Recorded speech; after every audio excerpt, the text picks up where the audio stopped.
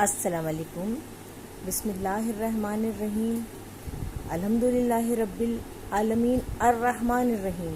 تو دیکھیں، میں سیکنڈ آیت پہ بات کروں گی، ترجمہ و تشریح پہ، کہ اللہ رحمان الرحیم ہے۔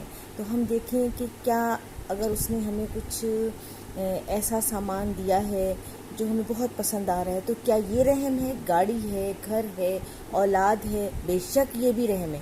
لیکن اگر ہم اپنے جیسے اللہ نے ایک اور آیت میں کہا کہ غور و فکر کرو، تو غور کریں کہ ہمارا ارتقاء کہاں سے ہوا، عالم ارواح سے ہوا، اس کے بعد عالم رحم مادر سے ہوا، اور اس میں وہ بے شک مصور ہے بہت بڑا، اس نے ہمیں خلق کیا اور ہمارے ہر چیز کے بیلنس کا خیال رکھا۔